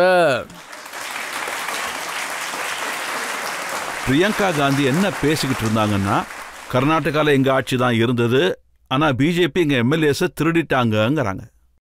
இத திருடுறதுக்காக உக்காந்துகிட்டு இருக்கிற ஆளுங்களுக்கு நீங்க டிக்கெட் கொடுத்துக்கிட்டு இருக்கீங்க. ஒருவேளை காங்கிரஸ் பார்ட்டியில இந்த மாதிரியான ஆளுங்களை வச்சுக்கிட்டே இருந்தீங்கன்னா, கர்நாடகா மக்கள் அவங்களோட ஒரு எம்எல்ஏவை கூட அவங்க தேர்தலில் இது தேர்ந்தெடுத்து அடிக்கடி நடக்குதே. மகாராஷ்டிரால மாவிகாஸ் அகாடியோட ஆட்சி நடந்துகிட்டு இருந்தது. நீங்க 40 எம்எல்ஏவை திருடிட்டீங்க. இல்ல, நாங்க யாரையும் திருடல. நீங்களே அதை யோசிச்சு பாருங்க. ஒருவேளை 54 எம்எல்ஏஸ்ல 40 எம்எல்ஏஸ் ஒரு கரப்டட் லீடர்ஷிப்ல இருந்து எங்களுக்கு விடுதலை வேணும், ஒரு ஃபெயில்டு லீடர்ஷிப்ல இருந்து எங்களுக்கு விடுதலை வேணும், அந்த கவர்மெண்ட்ல இருந்து விடுதலை வேணும்னு நினைக்கிறாங்க. உண்மையான சிவசேனா 40 எம்எல்ஏஸ் மட்டும் தானே இருக்காங்க. கொஞ்சம் பேரு, நாம 2 பேரு, நமக்கு 2 பேருன்னு இருக்கிறவங்க எல்லாருமே அங்கேயே இருந்துட்டாங்க. ஏன்னா அது அவங்க விருப்பம். நாங்க யாரையும் திருடல. எனக்கு தெரிஞ்ச வரைக்கும் அங்க மிச்சம் இருக்கிறவங்கள தான் அவங்க காசு கொடுத்து வச்சுக்கிட்டு இருக்காங்க. சரி, திருடல. 50 கோடி ரூபாய் கொடுத்து வாங்கி இருக்கீங்க. இது இல்ல சொல்றாங்க 50 பழங்கள் கொடுத்தீங்களாமே. நீங்க சொல்ற மாதிரி இந்த மாதிரி விஷயம் எதுவுமே எனக்கு தெரியாது. நானே இப்பதான் ஆப்கி அதாலத்துல தான் கேட்கறேன். ஆனா ஒருவேளை மகாவிகாஸ் அகாடியோட அரசியல்வாதிகளுக்குலாம் இது ரெகுலரா நடக்கிற ஒரு விஷயம். அவங்களுக்கு பெரிய பெரிய டீல்ஸ்லாம் ரொம்பவே சாதாரணமான ஒரு விஷயம். எனக்கு தெரிஞ்ச வரைக்கும் நீங்க கோடின்னு தானே சொன்னீங்க. 50 பழங்கள்னா நான் 50 கோடிய சொன்னேன். எனக்கு தெரிஞ்ச வரைக்கும் கோடின்னு சொன்னீங்கன்னா 3 கோடி மக்கள் வீட்டுக்கு ஃப்ரீயா கரண்ட் போயிருக்கு. 11 கோடி மக்களோட வீட்ல இல்ல அவங்க எல்லாரும் இப்ப ஃப்ரீயா கிடைச்சிட்டு இருக்கு. கேஸ் கனெக்ஷன் கிடைச்சிருக்கு. எல்லா எம்எல்ஏ இந்த கோடிகள் தான் என் கண்ணுக்கு தெரிஞ்சிட்டு இருக்கு. யார் யார் இந்த குற்றச்சாட்டுகளை சொல்றாங்களோ, இந்த கோடியெல்லாம் எங்க இருந்து வருதுன்றத நீங்க அவங்க கிட்ட போய் கேளுங்க. இப்படி தேவையில்லாத விஷயத்த பேசுறதுனால எந்த பலனுமே இல்ல சார். எல்லா எம்எல்ஏஸும் ஃப்ரீயாலாம் கவுஹாத்தி போயிருக்க வாய்ப்பே இல்லல்ல. ஃப்ரீயா சிவசேனாவை விட்டுட்டு ஷிண்டேஜி கூட வந்திருக்க மாட்டாங்க. கண்டிப்பா ஏதாவது வாங்கியிருப்பாங்க இல்லையா? இங்க பாருங்க சார், ஒருத்தருக்கு அதிகமான வலி வருதுன்னா என்ன நடந்ததுன்றத பத்தி நீங்களும் கேள்விப்பட்டிருப்பீங்கன்னு நான் நினைக்கிறேன். ஹேமந்த் விஸ்வ சர்மா சார், அசாமோட பெரிய தலைவர். அவரு ஒருத்தன் தன்னோட கட்சி தலைவரை பல வருஷத்துக்கு சந்திக்கணும்னு நினைச்சுக்கிட்டு இருக்காரு. எப்ப சந்திக்கணும்னு காத்துக்கிட்டு இருக்காங்க. அதுக்கப்புறம் ஒரு நாள் அதிசயமா ஒரு நாள் நடக்குது. அவங்க தலைவர் வீட்டுக்கு போய் அவரை பார்க்கறதுக்கான ஒரு வாய்ப்பு கிடைக்குது. அன்னைக்கு அவங்களோட தலைவர் அவரோட நாய் கூட விளையாண்டுக்கிட்டு இருக்காரு. அவ்வளோ பெரிய அரசியல் தலைவரை நீங்க அவமானப்படுத்துறீங்க. அதெல்லாம் தாங்கிக்கிறதுக்காக யாரும் இங்க அரசியலுக்கு வரவே இல்ல. அதோட பாரதிய ஜனதா பார்ட்டி ஒர்க்கர்ஸ்க்கான பார்ட்டி, எல்லாருக்குமே கௌரவத்தை கொடுப்பாங்க. இன்னைக்கு ஹேமந்த் விஸ்வ சர்மாவை நீங்களே கேட்டு பாருங்க. நீங்க குவாஹாட்டி பத்தி பேசினதால சொல்றேன். அவர் பாரதிய ஜனதா பார்ட்டிக்கு வந்ததுக்கு அப்புறம் அவருக்கு எப்படி மரியாதை கிடைச்சிக்கிட்டு இருக்குன்னு கேளுங்க. அவரோட திறமையால அவருக்கு ஏத்த மாதிரியே மக்கள் சேவை பண்றதுக்கான அவருக்கு ஒரு வாய்ப்பு கிடைச்சது. இப்ப நாங்க கேள்விப்பட்டது என்னன்னா, பிஜேபி அஜித் பவாருக்கும் மரியாதை கொடுக்க போதாமே. அவர் வருவாராம், அவர் கூட என்சிபியையும் கூட்டிக்கிட்டு வருவாராம். இது ரொம்ப பிரமாதமான பார்ட்டி. நாங்க அங்க தலைவர் சொல்றாரு நான் ரிசைன் பண்ண போறேன், ரிட்டையர் ஆக போறேன்னு. அதுக்கப்புறம் அப்படியே டிராமா பண்றாங்க. அதுக்கப்புறம் பாத்தீங்கன்னா அப்படியே எல்லா கன்சல்டேஷனும் முடியுது. இப்ப நம்ம நாட்டு மக்கள் பாத்தீங்கன்னா இந்த மாதிரி விஷயங்களை எதிர்க்கிறாங்க. அதுக்கான பதில இந்திய மக்களே கொடுத்துருவாங்க. எங்க கூட யாரு வரப்போறாங்க வரப்போறது இல்லைன்னு அதை பத்தி நான் கவலைப்பட வேண்டிய அவசியமே இல்ல. நல்லவங்க தானாவே எங்க கூட வந்து சேர்ந்துருவாங்க. அவங்களே வந்து உங்களுக்கு மகாராஷ்டிரா அரசியலை பத்தி நல்லாவே தெரியும். அதை புரிஞ்சுக்கத்தான் நான் முயற்சி பண்ணிக்கிட்டு இருக்கேன். ஒருவேளை ஷிண்டேஜி கூட பிஜேபி தேர்தல்ல நின்னா நஷ்டம் ஏற்பட வாய்ப்பு இருக்கு. சோ சிம்பிளா அஜித் பவார் உங்க கூட வந்திருப்பாரு. நான் ஒரு விஷயத்த கிளியர் பண்றேன். அதாவது ஏக்நாத் ஷிண்டேஜி மகாராஷ்டிராவோட சிஎம், சிவசேனாவோட தலைவர். சிவசேனா பார்ட்டியும் பிஜேபி பார்ட்டியும் ஒன்னா சேர்ந்து பலத்தோட மகாராஷ்டிரால மக்களுக்கு சேவை பண்ணிக்கிட்டு இருக்காங்க. நீங்களே வந்து பாருங்க, மகாராஷ்டிரால எந்த மாதிரியான டெவலப்மெண்ட் நடந்துகிட்டு இருக்குன்னு நீங்களே வந்து பாருங்க. நீங்க ஒவ்வொரு முறையிலையும் பாருங்க, மெட்ரோ லைன் வேலைகள் நடந்துகிட்டு இருக்கு, டிரான்ஸ் ஹார்பரோட லிங்க் வேலைகள் நடந்துட்டு இருக்கு, நாக்பூர் டு மும்பை கனெக்ட் பண்ற எக்ஸ்பிரஸ் வே சூப்பர் எக்ஸ்பிரஸ் ஸ்பீட்ல போய்கிட்டு இருக்கு. ஹோலி பிளேசஸ், பில்கிரிமேஜ்ல எல்லாத்துலயும் டெவலப்மெண்ட் நடந்துகிட்டே இருக்கு. மகாராஷ்டிராவோட ஒவ்வொரு கிராமங்கள்லயும் மகாராஷ்டிரா முழுக்க முழுக்க பாத்தீங்கன்னா நாங்க இன்ஃப்ராஸ்ட்ரக்சரை உருவாக்கிக்கிட்டே இருக்கோம். ஒரு நல்ல எண்ணத்தோட ஷிண்டேஜியும் தேவேந்திர பட்னவிஸும் மக்களுக்கு சேவை செஞ்சுக்கிட்டு இருக்காங்க. உங்களுக்கு ஒரு விஷயம் மட்டும் ஷியரா சொல்றேன், ஷிண்டேஜி அண்ட் பட்னவிஸ் ஜி சேர்ந்து சிவசேனா ஆட்சியோட பார்ட்டியை நடத்திக்கிட்டு இருப்பாங்க. ரொம்பவே பலமான ஒரு அரசாங்கமா இருக்கும். பிரதமர் மோடிஜியோட வழிகாட்டுதல்ல அவரோட தலைமையில மகாராஷ்டிராவோட கவர்மெண்ட் நடக்கும். அடுத்த தேர்தலையும் ஜெயிப்பீங்க. அடுத்த தேர்தல்ல மக்கள் எல்லாரையும் ஸ்வீப் பண்ணிடுவாங்க. மகாவிகாஸ் அகாடி மேல யாருக்குமே நம்பிக்கையே இல்லை. ராகுல் காந்தி என்ன சொல்லியிருக்காருன்னா, பிஜேபி ஏன் தேர்தல்களில் ஜெயிக்குதுன்னு சொன்னா அவங்க கிட்ட நிறைய காசு இருக்கு, கோடிக்கணக்கில் கொட்டி கிடக்கு. இங்க பாருங்க சார், ராகுல் காந்தி சார், அவரை பத்தி எனக்கு தெரியாது பர்சனலா. ஒருவேளை உங்களுக்கு அது தெரிஞ்சிருக்கலாம். ஒருவேளை நீங்க இல்லனா ஜட்ஜ் சார் அவருக்கு ஒரு அட்வைஸ் கொடுக்க முடியும்னா ஒரே ஒரு அட்வைஸ் மட்டும் கொடுங்க. இந்திய மக்களை அவமானப்படுத்துறத தயவு செஞ்சு நிறுத்த சொல்லுங்க. அவரோட எம்எல்ஏசியே அவமானப்படுத்திக்கிட்டு இருக்காரு. அவரோட பார்ட்டியில இருக்க சிஎம்சியே மறுபடி அவமானப்படுத்திக்கிட்டு இருக்காரு. உங்களுக்கே அது ஞாபகம் இருக்கும்னு நினைக்கிறேன். காங்கிரஸோட ஆட்சியில எத்தனை சிஎம்ஸ் அவங்க அவமானப்படுத்தினாங்கன்னு உங்களுக்கே நல்லா தெரியும். எத்தனை சிஎம்ஸ ஓவர் நைட் அப்படியே எடுத்துட்டாங்க. எத்தனை சிஎம்ஸோட ஆட்சியவே அழிச்சிருக்காங்க. இதுதான் காங்கிரஸ் வேலை செய்யறதுக்கான வழி. அவங்களோட சொந்த பார்ட்டியை அவமானப்படுத்துறது அது அவங்களோட பிரச்சனைன்னு நம்ம வச்சுக்கலாம். ஆனா இந்திய மக்களை அவமானப்படுத்தக்கூடாது. ஏன்னா எலெக்ஷன் இந்திய மக்களோட நம்பிக்கையால மட்டும்தான் நம்ம ஜெயிக்கிறோம். இந்திய மக்களோட ஓட்டால மட்டும்தான். மோடிஜிக்கு இன்னைக்கு 303 சீட்ஸ் இந்திய மக்களால தான் கிடைச்சிருக்கு.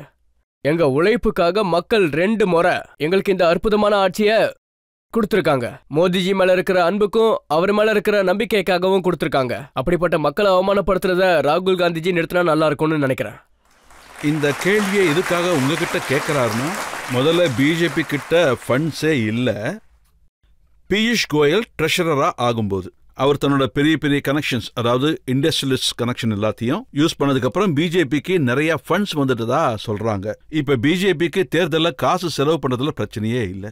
அதாவது பாரதிய ஜனதா பார்ட்டியோட வர்ற காசு அது எல்லாமே நேர்மையான வழியில வர்ற காசு தான் சார்.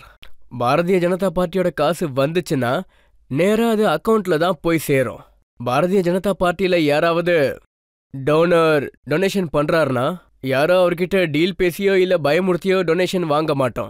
அவங்க அவுட் ஆஃப் நாட்டுக்கு நல்லது நடக்கணும்னு அந்த மாதிரி ஒரு நல்ல ஃபீலிங்கை மனசுல வச்சுக்கிட்டு நாட்டுல நல்ல ஆட்சி நடக்கணும்ன்ற ஆசையோட மட்டும்தான் அவங்க டொனேட் பண்ணிக்கிட்டு இருக்காங்க. அது நேரா பாரதிய ஜனதா பார்ட்டியோட அக்கௌண்ட்ல தான் போய் விழும். அந்த காசு தான் எல்லாத்துக்கும் நாங்க பயன்படுத்துறோம்னு உங்களுக்கு நல்லாவே தெரியும். இப்போ இந்த பார்ட்டிஸ் பதில் சொல்லியே ஆகணும். இவங்களோட பார்ட்டி ஃபண்ட் கலெக்ஷன் ஆகுது இல்லையா, அந்த காசு எல்லாமே எங்க போகுது? அவங்களோட பாக்கெட்டுக்கு போகுதா இல்ல பார்ட்டி ஃபண்ட்ஸுக்கு போகுதா? ஒருவேளை பார்ட்டி ஃபண்டுக்கு போகுதுன்னா அவங்களோட செக்ல இருந்து அவங்க ஏன் நேரா வாங்கிக்க மாட்டேங்கிறாங்க? பேங்க் மூலியமா ஏன் பார்ட்டி ஃபண்ட்ஸுக்கு போட மாட்டேங்கிறாங்க? இந்த கேள்விக்கெல்லாம் இந்த பார்ட்டிஸ் மட்டும்தான் பதில் சொல்லி ஆகும். ராகுல்ஜி என்ன சொல்றாருன்னா, பிஜேபி உருவாக்குற பாலிசிஸ் எல்லாமே 4-5 இண்டஸ்ட்ரியலிஸ்ட சப்போர்ட் பண்ற மாதிரி தான் இருக்கு. அதனாலதான் காசு வந்து கொட்டுது. நான் இன்னைக்கு ரொம்ப உறுதியா ஒன்னு சொல்றேன், அதுவும் ஆப்கி அதாலத்துல சொல்றேன். பாரதிய ஜனதா பார்ட்டி மட்டும்தான் இந்த நாட்டுல ஆட்சியில இருக்கிற எந்த ஒரு இண்டஸ்ட்ரீஸும் இந்த பார்ட்டியில இருந்து இந்த பார்ட்டியோட ஆட்சியால அவங்களுக்கு ஃபேவர் கிடைச்சிருக்குன்னு தான் சொல்லணும். நியூ ப்ராசஸே இல்லாம அவங்களுக்கு கான்ட்ராக்ட் கிடைச்சிருக்கு. எல்லாருக்கும் வாய்ப்பு கிடைச்ச மாதிரி இல்லாம உங்களுக்கும் கிடைச்ச மாதிரி. இந்த மாதிரி ஒரு இன்ஸ்டன்ஸ் இருந்தாலும் நீங்க முன்னாடி பிரசன்ட் பண்ணல. அவர் தினமும் சொல்லிட்டு இருக்காரு, அதானிக்கு போர்ட்ஸை கொடுத்துட்டாங்க, ஏர்போர்ட்ஸை கொடுத்துட்டாங்க, மைனிங் இண்டஸ்ட்ரி கொடுத்துட்டாங்க, கேஸ் கொடுத்துட்டாங்க, பவரும் கொடுத்துட்டாங்க, எல்லாத்தையும் அதானிக்கு கொடுத்ததா சொல்றாரு. போர்ட் விஷயத்துக்கு வரும்போது அதை கொடுக்கும்போது காங்கிரஸ் தான் ஆட்சியில் இருந்தாங்க. அப்பதான் அவங்களுக்கு கிடைச்சது. அதுக்கான பதில் அவங்க தான் சொல்லி ஆகணும். ஓட்டு எப்படி அதானிஜிக்கு வந்துச்சுன்னு அவங்க தான் அதை சொல்லணும். ராஜஸ்தான்ல பெரிய ஒரு சோலார் ப்ராஜெக்ட் நடந்துகிட்டு இருக்கும்போது யாரு பக்கத்துல உக்காந்துகிட்டு இருந்தது? ராஜஸ்தானோட சிஎம்மும் அவரும் உக்காந்துகிட்டு என்ன பேசிட்டு இருந்தாங்கன்னு, அதாவது என்ன பேசுனீங்கன்னு ஓப்பனா சொல்லுங்க. ஏன்னா நாங்க அந்த மாதிரி எந்த ஒரு லேண்டையும் அவங்க கிட்ட கொடுக்கல. இந்தாங்க உங்க லேண்ட், நீங்க பிளான்ட்டை வச்சுக்கோங்கன்னு சொல்லல. ஒவ்வொரு விஷயமும் ஒரு டிரான்ஸ்பரண்ட் ப்ராசஸ் ட்ரிவன். எங்க கவர்மெண்ட் அப்படிதான் பண்ணிருக்கு. இது வரைக்கும் இந்த மாதிரி ஒரு பெனிஃபிட் கிடைச்சிருக்குன்னு யாருமே குற்றச்சாட்டு வச்சதே இல்ல. நீங்க ஏர்போர்ட்டை பத்தி பேசுனீங்க. பிட்டிங் ப்ராசஸ் மூலியமா அவங்களுக்கு ஏர்போர்ட் மேனேஜ்மெண்ட் ப்ராசஸ் கொடுக்க வேண்டியதா போயிடுச்சு. அதுவும் பிட் அவுட் ஆச்சு. பல கம்பெனிஸ் பிட் பண்ணாங்க. ஒருவேளை அவங்களோட பிட் ஒருவேளை நன்மைக்காக இருந்துச்சுன்னா யாரோட பிட் அதிகமா இருந்துச்சோ அவங்க தான் ஜெயிக்க போறாங்க. ஒருவேளை வேற ஏதாவது பிட்ல வேற யாராவது ஜெயிச்சா அது அவங்களுக்கு தான் கிடைக்கும். சோ இப்படி ஒரு பிட்டிங் ப்ராசஸ்ல எல்லாருமே ட்ரை பண்ணுவாங்க தானே. அடுத்த முறை ராஜத் சார் நீங்களும் ட்ரை பண்ணி பாருங்க. ஆனா ஹிண்டன்பர்க் ரிப்போர்ட்ல அதானி மேல நிறையவே குற்றச்சாட்டுகளை அவங்க வைக்கிறாங்க. நீங்க பேங்கிங் ஃபைனான்ஸ் ஃபீல்டுல எக்ஸ்பர்ட், அது பெரிய குற்றச்சாட்டுன்னு உங்களுக்கே தெரியும். யாரு மேல குற்றச்சாட்டு வச்சாங்களோ அவங்க மேல இன்வெஸ்டிகேஷன் நடந்துகிட்டு இருக்கு. அதுக்குன்னு ஒரு கமிட்டி இருக்கு.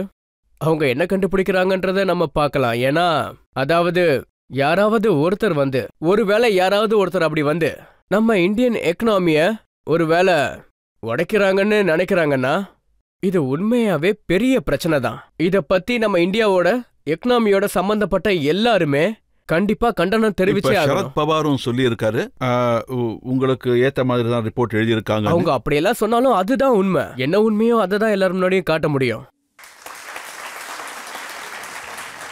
இப்போ ஒரு பிரேக் எடுத்துக்கலாம். பிரேக்குக்கு அப்புறம் ஆப்கி அதாலத்துல பியூஷ் கோயல் மேல வழக்குகளும் கேள்விகளும் தொடரும். என் வீட்டில் தான் உங்களுக்கு பிரச்சனை, ஆனா பிரதமர் மோடி 1200 கோடியில ஒரு வீட்டை கட்டிக்கிட்டு இருக்காரு. அதுல உங்களுக்கு ப்ராப்ளமே இல்லையா?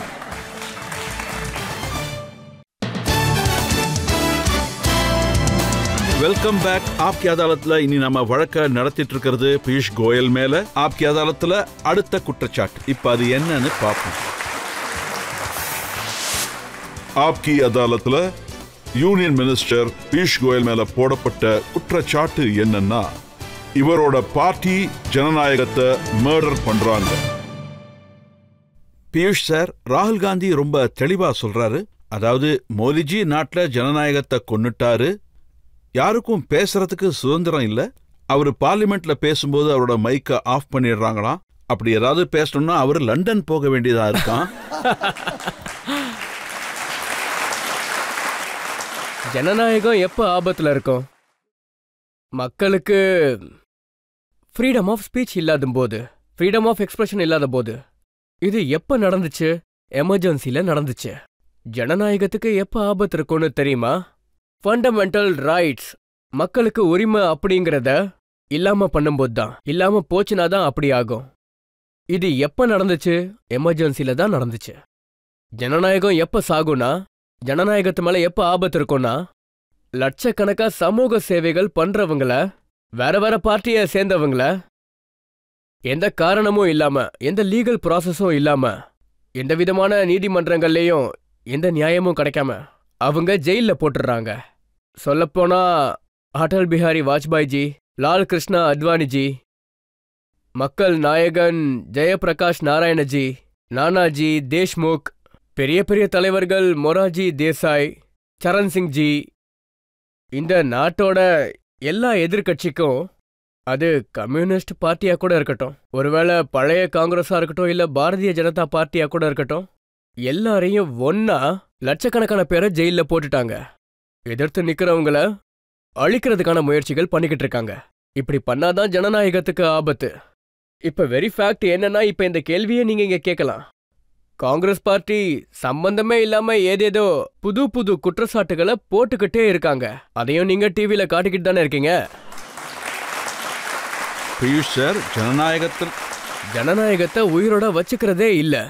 மோடிஜியோட ஆட்சியால ஜனநாயகம் இன்னும் பலமாயிக்கிட்டே போய்கிட்டு இருக்கு. இன்னும் ரொம்ப பலமாயிட்டு இருக்குன்னு நான் ராகுல் காந்தி சொல்லுவேன். என்ன சொல்லியிருக்காருன்னா, அவர் மேல ஒரு சின்ன கேஸ் இருந்தது, அதை வச்சு நீங்க அவரோட பார்லிமெண்ட் மெம்பர்ஷிப்பையே க்ளோஸ் பண்ணிட்டீங்களாமே. பார்லிமெண்ட் மெம்பர்ஷிப் போன 24 மணி நேரத்துல வீட்டையும் காலி பண்ண வச்சுட்டீங்களாமே. இது ஜனநாயகமா? யாரு குற்றவாளியோ, யாரு குற்றம் பண்றாங்களோ, அது ஆசம் கானா இருக்கட்டும், இல்லனா முக்தார் அன்சாரியா இருக்கட்டும், இல்லனா ராகுல் காந்திஜியா இருக்கட்டும், யாரு குற்றவாளின்னு நிரூபிக்கப்படுதோ நாட்டுல அவங்களுக்கான சட்டம் கண்டிப்பா இருக்கு. நம்ம நாட்டோட சட்டத்தை உருவாக்குறதுல, இந்த பர்டிகுலர் சட்டத்தை உருவாக்குறதுல காங்கிரஸ்ல இருக்கிறவங்க என்ன சொல்லிருக்காங்கன்னா, அவங்க குடும்பம் தியாகம் பண்ணவங்க. இந்திராஜி உயிரிழந்திருக்காங்க, ராஜீவ்ஜி உயிரிழந்திருக்காரு. அவங்க கூட நம்ம இப்படி எல்லாம் பிஹேவ் பண்ணலாமா? ஒரு விஷயத்தை தெரிஞ்சதுக்கு அப்புறம் ரொம்பவே ஆச்சரியப்பட்டேன். பிரமோத் திவாரிஜி ராஜ்யசபால காங்கிரஸோட டெப்யூட்டி லீடர். அவரு டெலிவிஷன்ல ஒரு இன்டர்வியூல ஒரு விஷயத்த சொல்றாரு.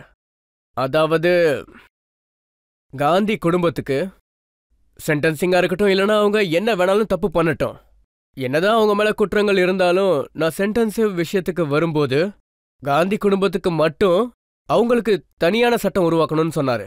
இங்க இருக்கிற நீங்க யாராவது இந்த சட்டத்தை ஒத்துப்பீங்களா?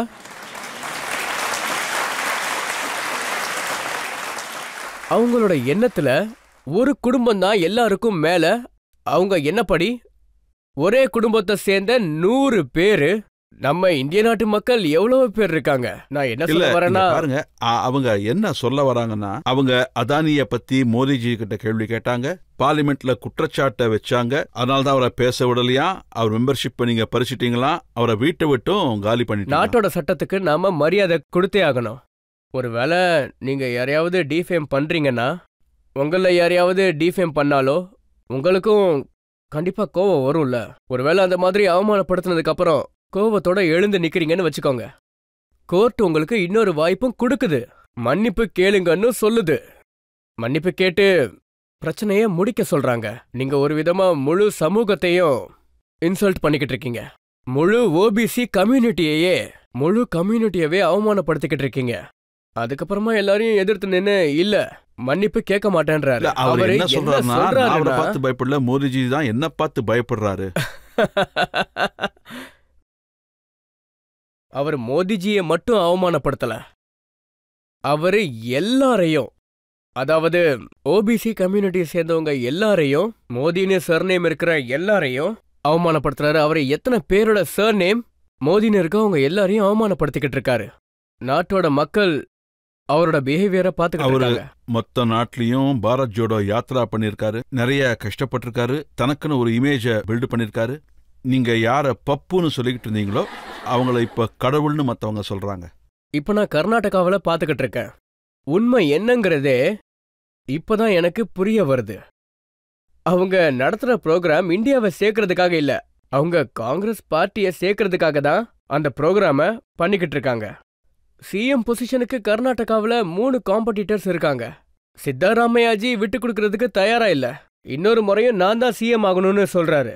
சிவகுமார்ஜி அவரோட நம்பிக்கைய விட மாட்டேங்கிறாரு, கைவிடவே மாட்டேங்கிறாரு. அதை விடுறதுக்கான மனசும் அவருக்கு இல்ல. நான் தான் கண்டிப்பா சிஎம் ஆவேன்னு அவர் சொல்றாரு. இப்ப காங்கிரஸ் பார்ட்டியோட நேஷனல் பிரசிடென்ட்டும் களத்துல இறங்கியிருக்காரு. அவர் என்ன சொல்றாருன்னா, இவங்க 2 பேரையும் நீங்க விட்டுருங்க, என்கிட்ட காங்கிரஸோட நேஷனல் லீடரா என்கிட்ட எல்லா உரிமையும் இருக்கு, நான் தான் சிஎம் ஆவேன்னு அவர் சொல்றாரு. இவங்க 3 பேரையும் ஒன்னு சேர்க்கறதுக்கான முயற்சி தான் பாரத் ஜோடோ யாத்ரா. நீங்க குஜராத்ல பாத்தீங்கன்னா தேர்தல் நடக்கும்போது அவரு வரவே இல்ல. நான் கர்நாடகால நடந்த தேர்தலை பார்த்த வரைக்கும் ராகுல் காந்திஜி கண்ணுக்கே தெரிய மாட்டேங்கிறாரு. நீங்க பாத்திருப்பீங்கன்னு நினைக்கிறேன். அதிகமா அவர் கண்ணுக்கே தெரியல. எனக்கு தெரிஞ்ச வரைக்கும் அவங்களோட பார்ட்டியவே தயவு செஞ்சு வந்துடாதீங்க.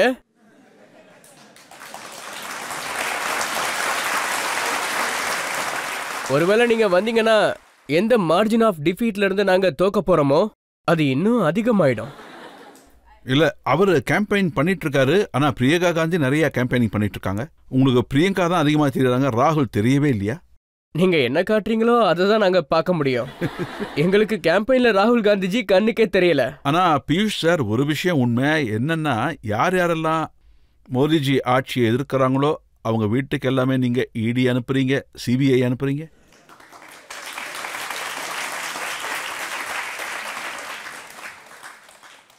ஒருவேளை யாராவது ஒரு நபர் ஏதாவது தப்பு பண்றாங்கன்னா, தவறான செயலை செஞ்சாங்கன்னா, லஞ்சம் வாங்குனாங்கன்னா, திருடினாங்கன்னா, கவர்மெண்டோட காசுல இருந்து தவறான விஷயங்களை பண்றது, லஞ்சம் வாங்குனாங்கன்னா, இப்ப நீங்களே சொல்லுங்க, இதெல்லாம் பண்ணும்போது நாட்டோட சட்டம் வேலை செய்யணுமா செய்யக்கூடாதா? நாட்டுக்கு ரூல்ஸ் அண்ட் ரெகுலேஷன்ஸ் இருக்கு, இண்டிபெண்டா இருக்கு. சரி, இப்ப நீங்களே சொல்லுங்க, ஒருவேளை சிபிஐ தப்பா கேஸ் போடுறாங்கன்னா மனுஷ் சிசோடியாக்கு இந்நேரம் ஜெயில இருந்து விடுதலை கிடைச்சிருக்காதா? ரொம்ப நேர்மையானவர்னு சொல்றாங்க.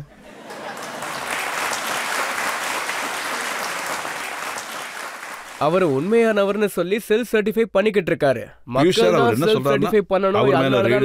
அவர் வீட்டுல ரெய்டு நடந்துச்சு, பேங்க்ல ரெய்டு நடந்துச்சு, லாக்கர்ஸ செக் பண்ணாங்க. மனிஷ் சிசோடியா கிட்ட எதுவுமே கிடைக்கல. அவரோட வீட்டுல வச்சிருக்க மாட்டார் இல்லையா? என்ன பண்ணணும்ன்றத முடிவு பண்றது சிபிஐ, இடி என்ன ப்ராசஸோ அவங்க பாத்துப்பாங்க இல்லையா? அவங்க அவங்களோட வேலைய பாக்குறாங்க. ஒருவேளை அவங்களுக்கு பயம் இல்லனா, ஒருவேளை அவங்க எந்த தப்பும் பண்ணலனா, இதுல உங்களுக்கு என்ன பிரச்சனை இருக்கு? ஒருவேளை சிபிஐ வந்தாங்கன்னா வேற ஏதாவது கேள்வி கேட்டா அதுக்கான பதில கொடுங்க. ஒருவேளை கோர்ட் இன்னும் ரிலீஸ் ஆர்டர் கொடுக்கலன்னு வச்சுக்கோங்க. ஒருவேளை அவங்களோட மினிஸ்டர்ஸ் பல மாசமா ஜெயில இருக்காங்கன்னு வச்சுக்கோங்க. சோ அதனால இப்ப அவங்களோட மக்கள் எல்லாருக்குமே தெரியுது நாட்டோட லா அண்ட் ஆர்டர் ரொம்ப ஸ்ட்ராங்கா இருக்கு. ஹைகோர்ட் வரைக்கும் அவங்க போனாங்க. ஹைகோர்ட்லயும் நீங்க பாத்தீங்கன்னா கண்டிப்பா அவங்களுக்கு எதிராக நிறைய டாக்குமெண்ட்ஸ் கிடைச்சிருக்கும். அதனாலதான் அவங்களுக்கு பெயில் கிடைக்க மாட்டேங்குது. சோ நீங்களே யோசிச்சு பாருங்களேன். அவங்களுக்கே சர்டிபிகேட் கொடுக்கறதுனால யாரும் நல்லவங்களா ஆயிட மாட்டாங்க. மக்கள் எப்ப நம்பிக்கை வைக்கிறாங்களோ, பிரதமர் நரேந்திர மோடி உண்மையானவர்னு மக்களுக்கு தெரிய வரும்போது, அவங்களுக்கு புரியும் போது, அவரு 2019 அவரு நிறைய சீட்ஸ் ஜெயிச்சாரு. தவறான குற்றச்சாட்டுகள் எல்லாத்தையுமே அவரு விட்டுட்டு மோடிஜிக்கு 303 சீட்ஸ் கொடுத்திருக்காங்க. மறுபடியும் ஜெயிக்க வச்சிருக்காங்க. ஆனா இப்ப நீங்க கேஜ்ரிவால் ஜி கிட்டையும் தகராறு பண்றீங்க. ஒரு சிஎம் அவர் வீட்டோட ரெனோவேஷனுக்கு செலவு பண்ணிக்கிட்டா அதுல என்ன தப்பு இருக்கு? இங்க பாருங்க சார், முக்கியமான விஷயத்துக்கு இப்ப வருவோம். முக்கியமான விஷயம்னா என்ன? தேர்தலுக்கு முன்னாடி அவங்க ஒரு சத்தியத்தை பண்ணாங்க. ஷீலா தீக்ஷித் ஏர் கண்டிஷனரை கொடுத்திருக்காங்க. நான் அதையும் எடுத்துருவேன், நான் கவர்மெண்ட் வண்டியை வாங்கிக்க மாட்டேன்னு. நான் சாதாரண வீட்டில தான் இருப்பேன். இன்னும் சொல்ல போனா நான் ஒரு விஷயத்த கூட கேள்விப்பட்டேன். நான் குடிசை வீட்டில தான் இப்ப இருக்கேன்னு கூட சொன்னாராம். நான் கவர்மெண்ட் வீடெல்லாம் வாங்கிக்க மாட்டேன், நான் ரொம்ப ஒரு சாதாரண வீட்டில தான் இருப்பேன். ஆனா இப்ப அந்த விஷயங்கள்லாம் எங்க போச்சுன்னே தெரியல. இப்ப அவரோட வீட்டை விடுங்க, அக்கம் பக்கத்துல இருந்த வீட்டை கூட அவரோட வீட்டுல சேர்த்துக்கிட்டாரு. என்ன பண்ண சொல்றீங்க? ஆனா உங்க கவர்மெண்ட் கூட தான் சென்ட்ரல் விஸ்டாவை கட்டுறதுக்கு 1000 கோடி ரூபாய் செலவு பண்ணீங்க. சென்ட்ரல் விஸ்டா ஒருத்தர் மட்டும் யூஸ் பண்றதுக்காக கிடையாது. இதுல எல்லாருக்குமே உரிமை இருக்கு. இந்தியால இருக்க எல்லா அதிகாரிகளுக்கும் இதுல உரிமை இருக்கு. கெஜ்ரிவாலும் வீடு கட்டிக்கிட்டாரு. எதுக்காகனா அவர் நல்லா வேலை செய்யணும், ரொம்ப எஃபிஷியண்டா அங்கிருந்து வேலை செய்யணும் தான் அப்படி ஒரு வீட்டை கட்டிக்கிட்டாரு. என் வீட்டுல தான் உங்களுக்கு பிரச்சனை. ஆனா பிரதமர் மோடி 1200 கோடியில ஒரு வீட்டை கட்டிக்கிட்டு இருக்காரு. அதுல உங்களுக்கு ப்ராப்ளமே இல்லையா? முதல் விஷயம் என்னன்னா, இந்த மாதிரி அர்த்தமே இல்லாம அவங்க பேசிக்கிட்டு இருக்காங்க. பிரதமர் மோடிஜி பெருசா செலவு பண்ணி எந்த ஒரு பெரிய வீடையும் கட்டல.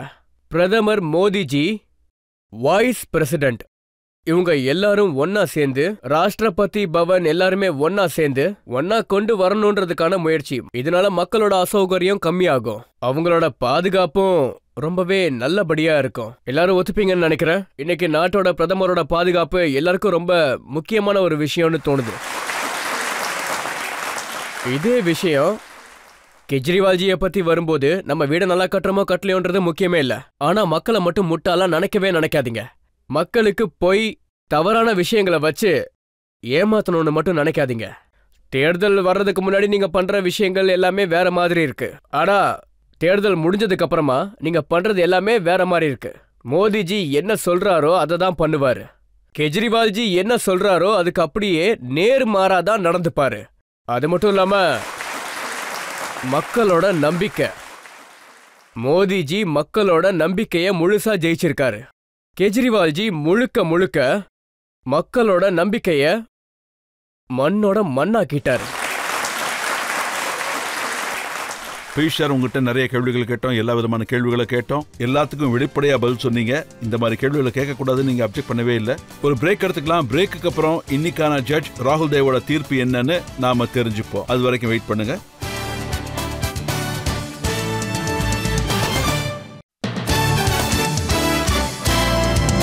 Welcome back. ஆப்கி அதாலத்துல இன்னைக்கு நாம வழக்க நடத்தினது பியூஷ் கோயல் மேல.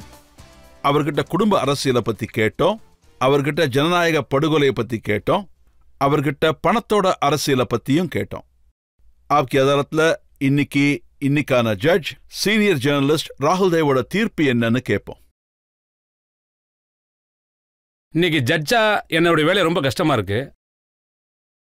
ஆப்கி அதாலத்தில் இன்னைக்கு நம்ம விருந்தினர் பியூஷ் கோயல். இன்னைக்கு அவர் மேல நடத்தப்பட்ட வழக்கில் ஒரு முக்கியமான விஷயம் என்னன்னா, மக்களுக்கு ரொம்ப ரொம்ப பிடிச்சமான வக்கீல் ரஜத் சர்மா உங்க மேல குற்றச்சாட்டுகளை வைக்கிறதுக்கும் கேள்விகளை கேட்கறதுக்கும் ரொம்பவே கஷ்டப்பட்டாரு.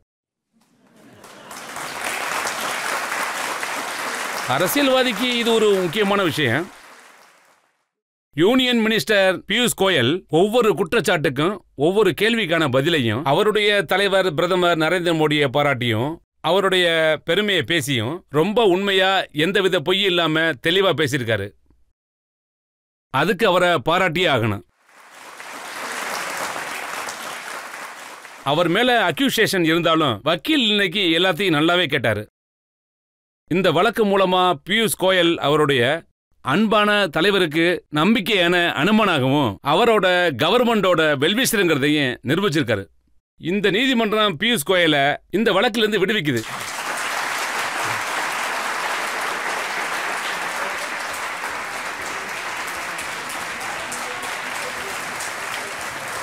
ஆப்கி அதாலத்தில் இன்னைக்கு நம்ம வழக்கை நடத்துனது பியூஷ் கோயல் மேல.